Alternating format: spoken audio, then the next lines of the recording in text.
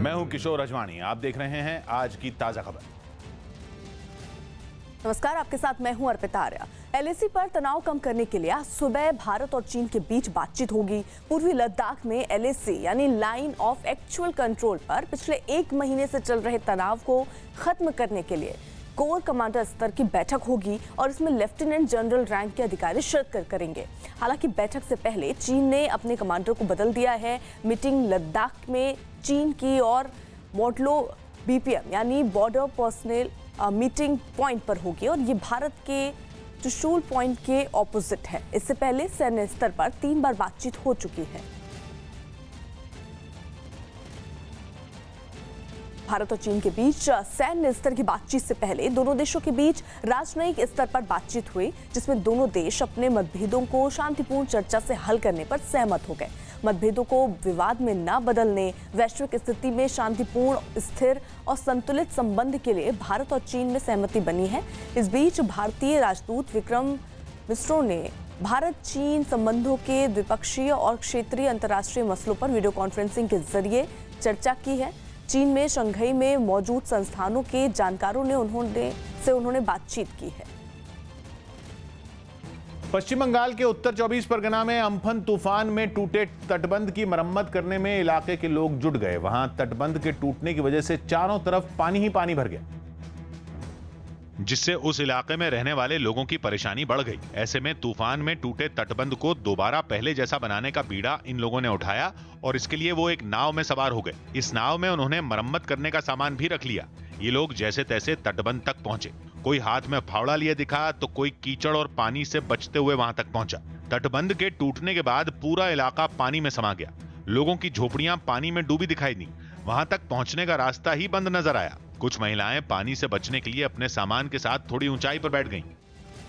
राहुल गांधी ने एक बार फिर लॉकडाउन को फेल बताया। राहुल गांधी ने ट्विटर पर एक ग्राफ शेयर करते हुए भारत की दूसरे देशों से तुलना की और दावा किया कि कई देशों में लॉकडाउन खोलने के बाद जहां कोरोना केस घट रहे हैं, वहीं भारत में इसका उल्टा हो रहा है। राहुल ने अनलॉक के बाद स्पेन, जर्मनी, इटली और ब्रिटेन के कोरोना मरीजों के आंकड़े रखे और इनकी तुलना में भारत के हालात खराब बताए। राहुल के मुताबिक इन आंकड़ों की वजह से भारत में लॉकडाउन फेल है। कोरोना संकट के बीच अनलॉक 1 में मिली रियायतों के बाद देश भर में धार्मिक स्थलों को खोलने की तैयारी तेज कर दी गई। सरकार ने कुछ शर्तों के साथ 8 जून से धार्मिक स्थलों को खोलने की इजाजत दी है, जिसके बाद दिल्ली के दूसरे मंदिरों की तरह कालकाजी मंदिर में भी तैयारी तेज कर दी गई। मंदिर में जगह जगह स्टिकर चिपका दिए गए ताकि दर्शन के दौरान लोगों के बीच जरूरी फासला बना रहे। साथ ही मंदिर में आने वाले श्रद्धालुओं से मास्क पहनने की भी अपील की गई। बड़े बुजुर्ग और बच्चों को साथ ना लाएं और मंदिर में चढ़ाने के लिए फूल और प्रसाद ना लेकर आएं। कुछ ऐसी ही तस्वीरें लखनऊ से भी सामने आईं, जहां एक मस्जिद में कुछ लोग सफाई करते दिखाई दिए। साफ सफाई के बाद मस्जिद में जगह जगह निशान बनाए गए ताकि नमाज पढ़ने के दौरान लोगों के बीच दूरी बनी रहे। मस्जिद से बाहर निकलते वक्त कहीं भीड़ न जमा हो, मस्जिद में भी एक साथ जमा न हो और जब बाहर निकले तो किसी से गले न मिले। यूपी के मुरादाबाद में भी मंदिरों को खोलने से पहले वहां साफ सफाई की गई। छत्तीसगढ़ में आईएएस अधिकारी जनक प्रसाद पाठक के खिलाफ बलात्कार का केस दर्ज कराया गया। मामला पिछले महीने का है, जब जनक प्रसाद पाठक जांजगीर चांपा जिले में कलेक्टर के पद पर तैनात थे। आरोप है कि कलेक्टर रहते हुए उन्होंने 15 मई को महिला को अपने दफ्तर में बुलाया और उसका बलात्कार किया। पीड़ित का आरोप है कि पूर्व कलेक्टर ने उसके पति को नौकरी से निकलवाने की धमकी भी दी। साथ ही इसे फोन पर कई अश्लील मैसेज भी भेजे गए। 26 मई को आईएएस अधिकारी पाठक का तबादला राजधानी रायपुर में लैंड रिकॉर्ड विभाग में डायरेक्टर के पद पर हो गया था, जिसके बाद पीड़ित ने उनके खिलाफ सिटी कोतवाली जांजगीर में एफआईआर दर्ज करवाई। मुझे लेके गए, मेरे हाथ को पकड़े थे, बाजू को, और वो अंदर धकेल के खुद भी चले गए और दरवाजा बंद कर दिया अंदर से और वो फिर मेरे साथ लगता है। उत्तर प्रदेश के मेरठ में एक IMEI यानी international mobile equipment identity number से हजारों फोन चलाने का मामला सामने आया और इससे हड़कंप मच गया। IMEI एक ऐसा नंबर होता है जिससे मोबाइल फोन की पहचान होती है और एक से ज्यादा फोन में एक जैसे IMEI नंबर नहीं हो सकते। लेकिन मेरठ पुलिस के साइबर सेल ने इस बात की जानकारी दी कि एक ही IMEI नंबर से 13,000 से ज्यादा मोबाइल फोन चल रहे हैं। ये बात तब सामने आई जब पुलिस के एक अधिकारी ने अपना मोबाइल फोन सर्विस सेंटर में रिपेयर के लिए दिया था। लेकिन रिपेयर के बाद उनके मोबाइल फोन का IMEI नंबर बदल गया, जिसके बाद साइबर सेल में फोन के IMEI नंबर की जांच की गई, जिसमें पता चला कि देश के अलग अलग राज्यों में 13,000 से ज्यादा मोबाइल फोन इसी IMEI नंबर से एक्टिव है। इसके बाद पुलिस ने मामले की गंभीरता को समझते हुए केस दर्ज कर जांच शुरू कर दी। नियमों के अनुसार एक मोबाइल फ़ोन का केवल एक से ज़्यादा फ़ोन में सेम IMEI नंबर नहीं हो सकता है। तो ये वाकई ही थोड़ा सा चिंता का विषय है। अगर यह टेक्निकल त्रुटि है तो उसकी भी जांच हो जाएगी, और यदि है कोई और मामला है तो इसमें ज़रूर कार्रवाई की जाएगी। एक वीडियो में सुनील ग्रोवर प्याज काटते नजर आए। सुनील ग्रोवर ने मजाक में सोशल मीडिया पर एक वीडियो शेयर कर बताया कि वर्क फ्रॉम होम यानी घर से दफ्तर का काम कर रहे लोगों का क्या हाल है। इस वीडियो में कर्मचारी बने सुनील ग्रोवर अपने अधिकारी से बात करते समय प्याज काटते नजर आए। Your guidance makes me emotional, sir. Nothing else. Thank you, sir. Thank you. Thank you. Sir. विश्व पर्यावरण दिवस पर यूपी के मुख्यमंत्री योगी आदित्यनाथ ने अपने घर में बेल का एक पौधा लगाया। साथ ही लोगों को भी ज्यादा से ज्यादा पौधे लगाने का संदेश दिया। विश्व पर्यावरण दिवस के अवसर पर हम अपने पर्यावरण की रक्षा करके प्रकृति के साथ कैसे समन्वय स्थापित कर सकते हैं, इसकी एक नई प्रेरणा ले सकते हैं। अमरनाथ यात्रा का काम देखने वाले श्री अमरनाथ जी श्राइन बोर्ड के दफ्तर में तय वक्त पर अमरनाथ धाम की पूजा की गई। हालांकि बोर्ड ने बताया कि अमरनाथ यात्रा पर अभी कोई फैसला नहीं लिया गया है। अभी कुछ नहीं कहा जा सकता इसके बारे में। जैसी यात्रा डिसाइड की जाएगी उसी हिसाब से प्रबंध किए जाएंगे।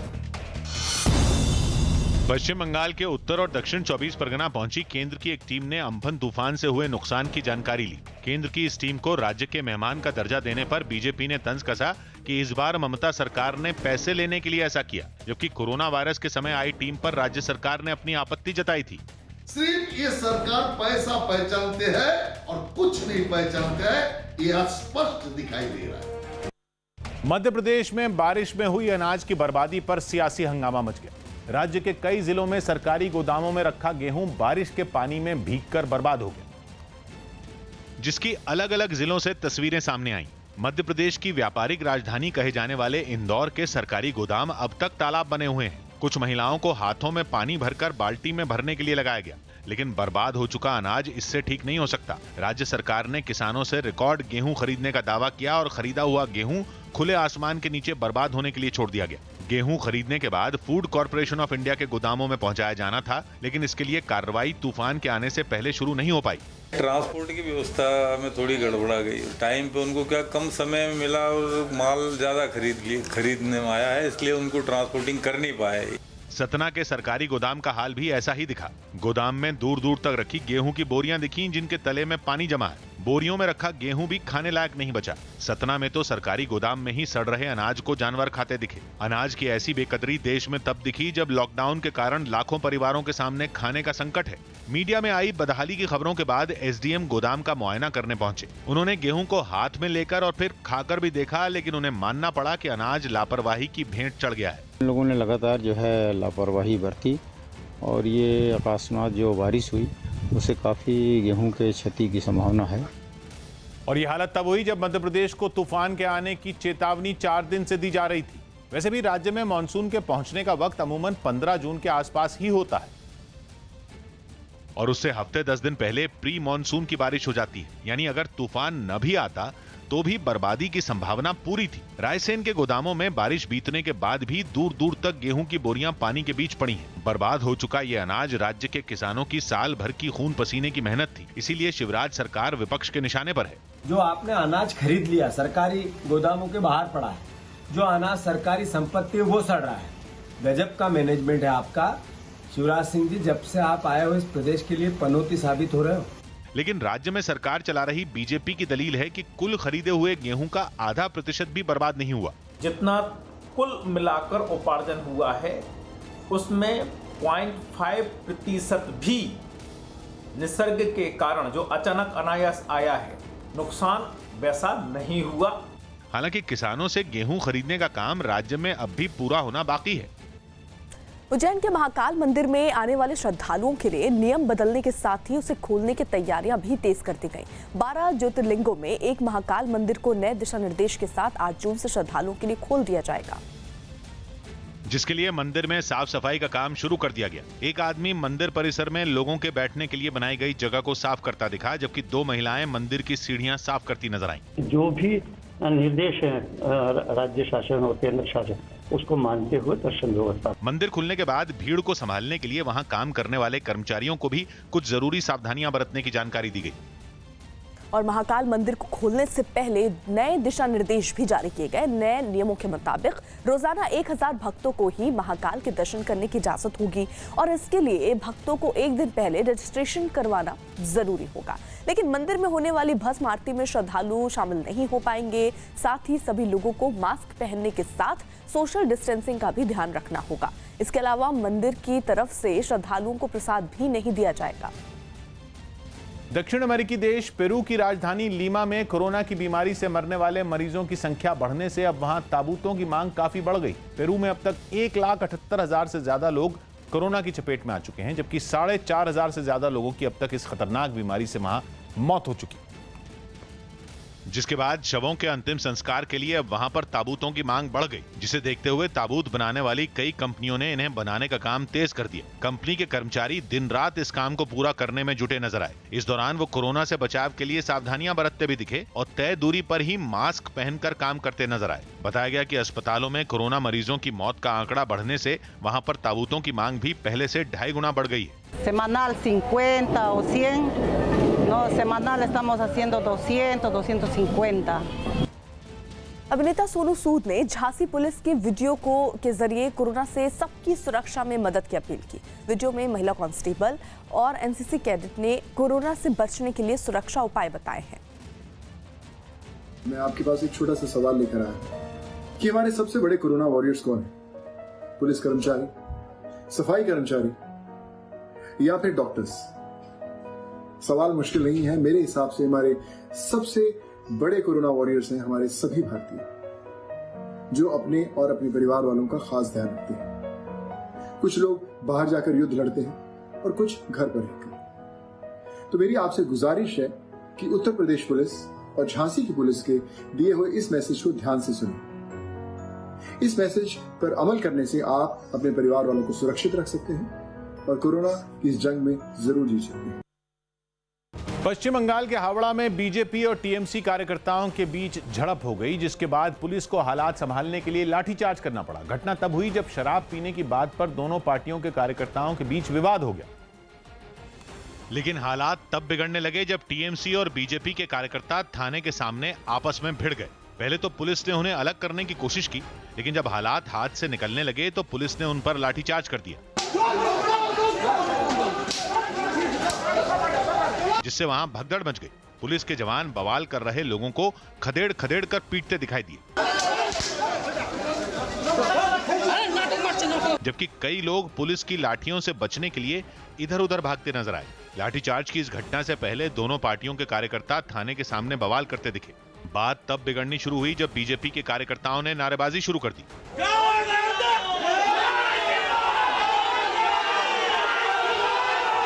इसके बाद टीएमसी के कार्यकर्ताओं ने बीजेपी के लोगों का विरोध शुरू कर दिया। इस बीच वहां मौजूद कुछ लोग दोनों पार्टियों के कार्यकर्ताओं को अलग करने की कोशिश करते दिखे, लेकिन हंगामा शांत होने के बजाय और बढ़ गया। यही नहीं, महिलाएं भी वहां हंगामा करती दिखाई दी। कुछ देर तक तो पुलिस लोगों को समझाती रही, लेकिन जब लोग नहीं माने तो पुलिस को लाठीचार्ज करना पड़ा, जिसमें कई लोग घायल हो गए। बीजेपी अध्यक्ष जेपी नड्डा के धोखेबाजी के आरोपों पर शिवसेना भड़क गई। शिवसेना के सांसद अरविंद सावंत ने दावा किया कि गठबंधन बीजेपी की वादा खिलाफी की वजह से टूटा था। हम जबान के पक्के हैं, जबान के सच्चे भी हैं, और जो जबान आदरणीय राज्य के आज के मुख्यमंत्री और हमारे पक्ष प्रमुख उद्धव जी ठाकरे साहब को दी गई थी, मैंने जो इस्तीफा दिया उसमें भी मैंने लिखा था, उस जबान में कहा था कि 2.5 साल के लिए राज्य में, महाराष्ट्र में शिवसेना के मुख्यमंत्री रहेंगे। एक दिन पहले न्यूज 18 से एक्सक्लूसिव बातचीत में बीजेपी अध्यक्ष जेपी नड्डा ने दावा किया था कि चुनाव नतीजों के बाद शिवसेना ने बीजेपी को धोखा दिया। बिल्कुल आप लोगों के लिए शॉकिंग था शिवसेना बाला साहब ठाकरे की पार्टी कांग्रेस के साथ गठबंधन कर रही है। शॉकिंग नहीं, धोखा था। धोखा था, बिल्कुल धोखा था। और हम राजनीतिक दल के लोग इन सारी इवेंचुअलिटीज के लिए तैयार रहते हैं, इसमें हमें कोई आपत्ति नहीं है। पर चुनाव लड़ने से पहले आपको नहीं लग रहा था ऐसा होगा? नहीं लग रहा था। और निश्चित रूप से चुनाव के दौरान हम लोगों ने मोदी जी की रैली से, मोदी जी ने कहा यहाँ देवेंद्र, शिवसेना की रैली में भी मोदी जी के कटआउट बहुत बड़े बड़े लगते थे उधर। दिल्ली में नरेंद्र और महाराष्ट्र में देवेंद्र, उनके सामने कहा जी, उद्धव ठाकरे के सामने मंच पर कहा, सारी चीजें बड़ी स्पष्ट थी। देवेंद्र जी के नेतृत्व में ही चुनाव लड़ा जाना था, लड़ा गया, अच्छी जीत हासिल हुई। जीत हासिल होने के बाद आप अगर धोखा दोगे तो ठीक है, राजनीति में होता है सब कुछ। हम तैयार हैं, हम इस इवेंचुअलिटी के लिए तैयार हैं। जम्मू कश्मीर के सांबा में मजदूरों की कमी झेल रहे किसानों ने मशीनों की मदद से खेती करना शुरू कर दिया, क्योंकि लॉकडाउन की वजह से दूसरे राज्यों से काम करने आए ज्यादातर मजदूर गांव लौट चुके हैं, जिसकी वजह से पूरे इलाके में मजदूरों की भारी कमी हो गई, जिसे देखते हुए किसान मशीनों की मदद से खेती के काम में जुट गए। कई किसानों ने तो धान की फसल के लिए खेतों में बीज डालने वाली मशीनें खरीदी, जिन्हें खरीदने में सरकार की तरफ से उनकी मदद की गई। 50% जो सब्सिडाइज करके हमें ये जो आप देख रहे हैं मशीन जो है ये हमें दी है, इसके चलते सरकार का भी हम धन्यवाद करते हैं। कुछ किसान मशीन से खेतों में धान के बीज डालते भी दिखाई दिए। खेतों में बीज बोने की मशीन एक ट्रैक्टर से जुड़ी नजर आई, जिसमें धान की फसल के लिए बीज रखे दिखे। मशीन पर एक आदमी भी खड़ा दिखाई दिया, जो बीज को मशीन के जरिए धीरे धीरे खेतों में डालता दिखा। इसी तरह एक दूसरी मशीन से कुछ किसान खेतों में कीटनाशक का छिड़काव करते दिखे। खेती के काम में जुटे कुछ किसान कोरोना से बचने के लिए मुंह को कपड़े से ढके भी नजर आए, लेकिन कुछ किसानों ने मुंह को ढकने की जरूरत नहीं समझी। देश के बड़े मंदिरों में भीड़ को रोकने के लिए अलग अलग इंतजाम किए जा रहे हैं। ऐसे ही कुछ व्यवस्थाएं चंडीगढ़ के माता मनसा देवी मंदिर में भी की गई। बताया गया कि मंदिर आने वाले भक्तों को दर्शन के लिए एक ऐप पर सुबह 4 से 10 बजे तक ऑनलाइन बुकिंग करवानी होगी, जिसके बाद लोगों को मंदिर में दर्शन का वक्त दिया जाएगा और सिर्फ 30 सेकेंड में माता के दर्शन करके भक्तों को लौटना पड़ेगा। मंदिर पहुंचने पर श्रद्धालुओं की थर्मल स्क्रीनिंग की जाएगी और एक दूसरे से दूरी बनाए रखने पर ध्यान दिया जाएगा। इसके लिए वहां तैनात रहने वाले पुलिसकर्मियों को ट्रेनिंग दी गई है। मंदिर की साफ सफाई का भी काम तेज कर दिया गया है। मंदिर परिसर में कोई जमीन को सैनिटाइज करता दिखा तो कोई दीवारों की सफाई करने में जुटा दिखाई दिया। यही नहीं, मंदिर में लगी सभी रेलिंग की भी सफाई की गई। घंटी तो मैंने सारी उतरवा दी है, कोई घंटी नहीं है। सभी को उनको हम से करेंगे, किसी भी आपने रेलिंग को नहीं छूना है, कोई प्रसाद नहीं देना है, ना ही आपको कोई रोली मिलेगी, ना ही कोई तिलक लगेगा। मुंबई में 2 महीने बाद नए नियमों के तहत कई बाजार खुल गए। कोरोना की मार सबसे ज्यादा मुंबई पर ही पड़ी। यही वजह है कि राज्य सरकार ने बाजार दोबारा खोलने की इजाजत तो दी, लेकिन साथ ही वहां ऑड इवन फॉर्मूला भी लागू कर दिया, जिसके तहत 2 महीने बाद मुंबई के कई बाजारों में ऑड नंबर वाली दुकानें खुल गईं। राज्य सरकार ने वहां कंटेनमेंट जोन छोड़कर ज्यादातर बाजारों में दुकानें खोलने की अनुमति दे दी। मुंबई के जो बाजार खुले उनमें वहां की मशहूर क्रॉफर्ड मार्केट भी शामिल है, जहां दुकानदारों के दुकान खोलते ही ग्राहक आने शुरू हो गए और खरीदारी करते नजर आए। दुकानदारों ने भी कोशिश की कि कोरोना काल में बदले हुए नियमों के तहत व्यापार किया जाए। यही वजह रही कि कई दुकानों पर सैनिटाइजर रखा नजर आया। 2 महीने तक जो लोग घर से बाहर नहीं निकल पाते, जो नॉन एसेंशियल की जो चीजें हैं उनके बाजार अब खुल चुके हैं और कोशिश की जा रही है कि ऑड इवन जो फॉर्मूला है उसे पूरी तरीके से फॉलो किया जाए। ग्राहकों ने भी इन हालात में जिंदगी जीने के जान भी जहान भी फंडे को अपनाया और मास्क लगाकर खरीदारी करने पहुंचे। साथ ही सरकार के दोबारा बाजार खोलने के फैसले से भी वो खुश नजर आए। बहुत राहत मिली, अच्छा लग रहा है। बहुत सारा सामान आप नहीं खरीद पा रहे थे, हाँ वो मिल रहा है। कांग्रेस के नेता कपिल सिब्बल ने प्रधानमंत्री नरेंद्र मोदी की महत्वाकांक्षी योजना आत्मनिर्भर भारत पर हमला बोला और इसे जुमला बता दिया। You don't have an industrial policy. You don't have a manufacturing policy. Now, what is this Atmanirbhar? It's so slogan. How will you become Atmanirbhar? All your policies today are benefiting international players. I'm not against it. But if you want to have be self-reliant in the near future, give us that policy.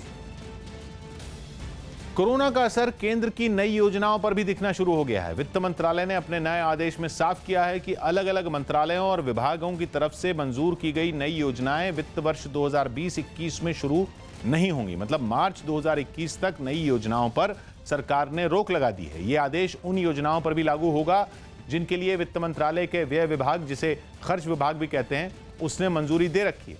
इसके अलावा उन योजनाओं पर भी सरकार ने रोक लगा दी है जिनका ऐलान बजट के दौरान किया गया था। हालांकि सरकार के इस फैसले का असर आत्मनिर्भर भारत और प्रधानमंत्री गरीब कल्याण योजना पर नहीं पड़ेगा, मतलब इन पर कोई रोक नहीं होगी। इरफान पठान ने मस्ती का एक वीडियो शेयर किया।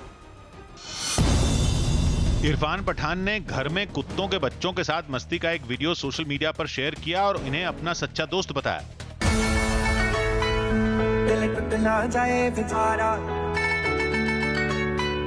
मेरा तू ही है बस यारा, सखियां ने मैनू मेरे मार दिया, दिया ने चन्ना गला प्यार दिया, शाम नू दिल्ली मेट्रो के 20 कर्मचारी कोरोना वायरस की जांच में पॉजिटिव पाए गए। डीएमआरसी ने बताया कि इन लोगों में किसी में भी कोरोना वायरस से जुड़ा कोई लक्षण नहीं दिखा था। मुंबई के पास मीरा रोड इलाके में एक बंद पड़ी बियर बार से मैनेजर और एक कर्मचारी का शव बरामद हुआ। पुलिस ने इस मामले में हत्या की आशंका जताई। केरल में गर्भवती हथनी की दर्दनाक मौत के मामले में पुलिस ने एक आरोपी को गिरफ्तार कर लिया, साथ ही 2 और लोगों की तलाश तेज कर दी। दिल्ली के जीटीबी अस्पताल पर मरीज के दाखिले में देरी और इलाज में लापरवाही का गंभीर आरोप लगा। घर वालों का दावा है कि अस्पताल की लापरवाही की वजह से उस मरीज की मौत हो गई। दिल्ली सरकार ने ऐसे मामलों की जांच कर दोषियों के खिलाफ कार्रवाई का भरोसा दिया। इस मामले का एक वीडियो भी सामने आया जो वायरल हो गया। बताया गया कि मरीज के परिवार के ही किसी सदस्य ने ये वीडियो जीटीबी अस्पताल के गेट पर बनाया, जिसमें मरीज स्ट्रेचर पर लेटा दिखा। इस वीडियो में मरीज करहाता और लंबी लंबी सांसें लेता नजर आया। बताया जा रहा है कि 4 घंटे तक रिश्तेदार दाखिले के लिए गिड़गिड़ाते रहे, तब मरीज को भर्ती किया गया। एक आदमी कहता है बगल के हॉस्पिटल में ले जाओ, दूसरा आदमी कहता है कि हमें जब तक रिपोर्ट नहीं दोगे तुम्हारे पेशेंट की जिम्मेदारी मेरे ऊपर नहीं है। असल में नवीन शाहदरा के रहने वाले रवि अग्रवाल को 4 दिन से बुखार था और तबीयत ज्यादा बिगड़ने पर इनका कोरोना टेस्ट कराया गया।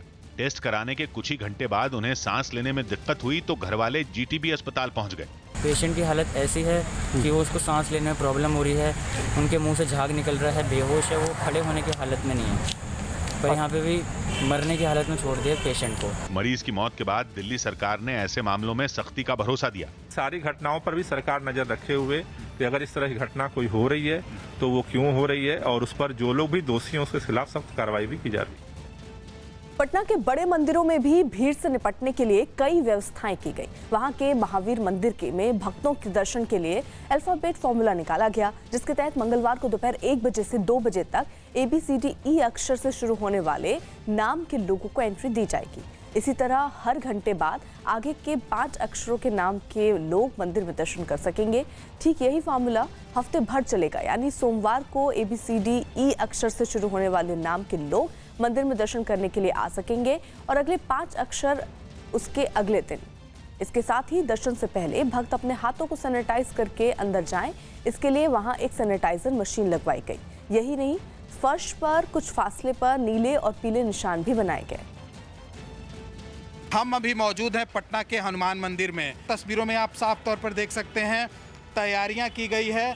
ये पीले कलर का जो घेरा बनाया हुआ है, यहाँ पर पुरुष रहेंगे। 6 फीट की दूरी पर यह घेरा बनाया गया है, तो साथ ही जो ब्लू कलर का ये घेरा बनाया गया है, इधर से महिलाएं जाएंगी और सामने जो मंदिर है इसमें प्रवेश होगा। हांगकांग में रोक के बावजूद हजारों लोग तियाननमेन स्क्वायर में मारे गए प्रदर्शनकारियों को श्रद्धांजलि देने के लिए एकजुट हो गए। 1989 में बीजिंग के तियाननमेन स्क्वायर चौक पर लोकतंत्र की मांग के लिए इकट्ठा हुई भीड़ पर चीन की सरकार ने टैंकों से गोलीबारी करवा दी थी, जिसकी 31वीं बरसी पर हांगकांग के लोकतंत्र समर्थक प्रदर्शनकारी सड़कों पर उतरे और उस नरसंहार में मारे गए लोगों को याद किया। कोरोना वायरस की वजह से हांगकांग में लोगों के एक जगह इकट्ठा होने पर रोक है, लेकिन इस रोक के बावजूद हजारों लोग सड़कों पर उतर आए और चीन से आजादी के लिए उन्होंने नारे लगाए। प्रदर्शनकारियों ने पार्क के बाहर लगे बैरिकेड तोड़ दिए और अंदर घुसकर प्रदर्शन शुरू कर दिया। इन लोगों ने तियाननमेन स्क्वायर में मारे गए प्रदर्शनकारियों के लिए मोमबत्तियां जलाई और उन्हें श्रद्धांजलि दी।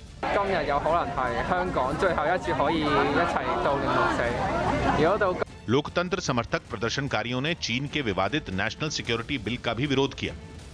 रिलायंस इंडस्ट्रीज लिमिटेड के जियो प्लेटफॉर्म में 24 घंटे के भीतर एक और बड़े निवेश का ऐलान हुआ। सिल्वर लेक ने 4,546 करोड़ के एक और निवेश का फैसला लिया। इससे पहले सिल्वर लेक अपनी प्राइवेट इक्विटी कंपनी के जरिए 5,655 करोड़ रुपए निवेश कर चुकी है। दोनों निवेश को मिला दें तो जियो प्लेटफॉर्म में सिल्वर लेक का कुल निवेश 10,202 करोड़ रुपए से ज्यादा का हो गया है और इसकी हिस्सेदारी भी 2% से ज्यादा हो गई है। कल ही अबू धाबी की कंपनी मुबादला ने जियो में 9,000 करोड़ से ज्यादा का निवेश किया था। पिछले 6 हफ्ते में फेसबुक समेत 6 कंपनियों की जियो में करीब 20% हिस्सेदारी थी और इस दौरान इन कंपनियों का कुल निवेश 92,000 करोड़ रुपए को पार कर गया। कोरोना संकट के बीच इस महामारी को खत्म करने के लिए देश के अलग अलग इलाकों में महिलाओं ने पूजा की। इन महिलाओं ने दावा किया कि कोरोना को देवी मानकर पूजा करने से ही महामारी खत्म होगी और लोग ठीक होने लगेंगे। यही वजह रही कि पश्चिम बंगाल के आसनसोल में एक नदी किनारे जुटी कुछ महिलाएं पूजा करती दिखाई दी। इसके लिए महिलाओं ने नदी किनारे छोटे छोटे कई गड्ढे बनाए और उन गड्ढों के पास फूल और लड्डू रखकर अगरबत्तियां भी जलाईं। सुने हैं कि ऐसा करने से शायद कोरोना ठीक हो जाएगा, अभी से शांति मिलेगा। झारखंड के जमशेदपुर में भी एक मैदान में इकट्ठा हुई कुछ महिलाओं ने पूजा कर कोरोना वायरस को खत्म करने की कामना की। पूजा के दौरान महिलाओं ने एक दूसरे से फासला बनाए रखा। साथ ही ज्यादातर महिलाएं कपड़े से अपना मुंह ढके भी नजर आईं। विनती करेंगे माँ ये दुख से हम लोग को उबार कर। कोरोना संकट के बीच दिल्ली बीजेपी के अध्यक्ष आदेश गुप्ता ने केजरीवाल सरकार पर निजी अस्पतालों के साथ मिलीभगत का आरोप लगाया। जो दिल्ली के प्राइवेट हॉस्पिटल जो दिल्ली सरकार के अंतर्गत आते हैं वो लूट मार मचाए हैं, वो मनमाना दाम वसूल रहे हैं, दसियों लाख रुपए ले रहे हैं, गरीबों से जनता से ले रहे हैं और लोग मजबूर हैं देने के लिए। और ऐसे समय में उन पर कार्रवाई करने के लिए वो कह क्यों रही, कार्रवाई तुरंत करनी चाहिए उनको। प्राइवेट हॉस्पिटल में जिस तरह मनमानी चल रही है, दिल्ली सरकार उनके ऊपर कार्रवाई करे। मुझे तो ऐसा लगता है दिल्ली सरकार की कोई मिलीभगत है। अनलॉक 1 के तहत मिली छूट के बाद जम्मू और कश्मीर के श्रीनगर में राज्य खेल परिषद ने खिलाड़ियों की ऑनलाइन ट्रेनिंग शुरू कराई। कोरोना वायरस की वजह से लागू लॉकडाउन में 2 महीने से भी ज्यादा वक्त से खेलों पर पूरी तरह से पाबंदी थी। लेकिन केंद्र से इजाजत मिलने के बाद श्रीनगर में खिलाड़ियों की ऑनलाइन ही ट्रेनिंग कराने की पहल की गई, जिसके बाद एक कोच वीडियो कॉल पर अपने खिलाड़ियों से जुड़ा और उन्हें वार्म अप कराता नजर आया। जब तक हालात नहीं सुधर जाते, ये बीमारी कम न होती है, तब तक हमारा जो ये नॉन कॉन्टैक्ट इवेंट्स हमारे चल रहे हैं। ऑनलाइन ट्रेनिंग ने कमाल भी दिखाया और ऑनलाइन कराई गई एक बॉक्सिंग चैंपियनशिप में 2 खिलाड़ियों ने मेडल भी जीत लिया। 1-2 साल लगते हैं, हमें सर ने 4 घंटे में सिखा दिया, तब जाके हमारा मेडल आया। बच्चे 2-3 महीने से घर में बैठे हुए हैं, तो हम नहीं चाहते कि उनकी फिटनेस में कुछ असर पड़े। हरियाणा के हिसार में बीजेपी नेता सोनाली फोगाट ने एक सरकारी कर्मचारी की चप्पलों से पिटाई कर दी। दावा है कि सोनाली फोगाट कुछ किसानों की शिकायत पर वहां एक नया शेड बनवाने के लिए उनसे बात करने पहुंची थी। लेकिन कुछ ही देर बाद वहां हंगामा खड़ा हो गया। बहस के बीच सोनाली फोगाट ने वहां की मार्केट कमेटी के सचिव को थप्पड़ जड़ दिया। ये देख लोग हैरान रह गए। आपको तो जितने थप्पड़ मारे जाए उतने कम है। बीजेपी नेता सोनाली फोगाट ने अपनी चप्पल से भी उसे खूब पीटा। बहुत गालियां सुनने के लिए करती हूँ क्या? हमें सम्मान से जीने का अधिकार नहीं है। तुम लोगों को जीने का अधिकार नहीं, तुम लोगों को। मार्केट कमेटी के सचिव ने सोनाली फोगाट से माफी भी मांगी। सोनाली फोगाट को भी ये कहते हुए सुना गया कि उसने कुछ गलत शब्दों का इस्तेमाल किया था। उसने गलत भाषा इस्तेमाल की और मेरे साथ इतनी बदतमीजी से बात की है। पुलिस के पहुंचने के बाद किसी तरह सोनाली फोगाट को शांत कराया गया। इस घटना के कई वीडियो भी सोशल मीडिया पर वायरल हो गए।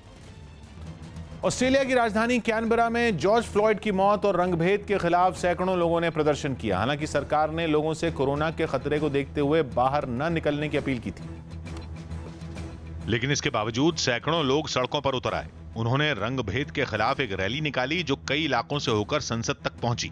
इस रैली में बड़ी संख्या में महिलाएं भी नजर आईं। लोग हाथों में कई तरह के पोस्टर लिए दिखाई दिए। कुछ पोस्टरों के जरिए रंगभेद का विरोध किया गया तो कुछ जॉर्ज फ्लॉयड के समर्थन में थे। लोगों ने पुलिस के खिलाफ भी खूब नारे लगाए, लेकिन कोरोना के खतरे को उन्होंने पूरी तरह नजरअंदाज किया। सभी एक दूसरे के नजदीक खड़े रहे और कुछ ही लोगों के चेहरों पर मास्क दिखाई दिए। इस प्रदर्शन के दौरान कोई हंगामा न हो, इसके लिए सभी जगहों पर पुलिस के जवान तैनात रहे। खबर है कि ऑस्ट्रेलिया के दूसरे शहरों में भी इसी तरह के प्रदर्शन की तैयारी है। दिल्ली की सीमाओं को सील करने पर आज बड़ा फैसला आने की उम्मीद है। दिल्ली की सीमाओं को आगे सील किया जाए या खोला जाए, इस बारे में दिल्ली के सीएम अरविंद केजरीवाल ने लोगों से सुझाव मांगे थे और इन सुझावों पर आज वो चर्चा करने के बाद इस पर ऐलान कर सकते हैं। कोरोना के बढ़ते मरीजों के बीच दिल्ली के अस्पताल क्या दिल्ली के लोगों के लिए ही रिजर्व किए जाएं, इस पर भी फैसला होने की उम्मीद है।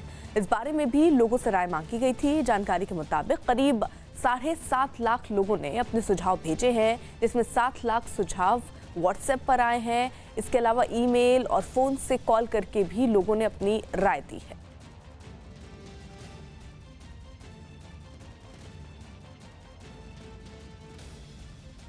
आज की ताजा खबर जारी है। मैं हूं किशोर अजवाणी। मैं हूं अर्पिता आर्या। अभी देखते हैं इस वक्त की बड़ी खबर।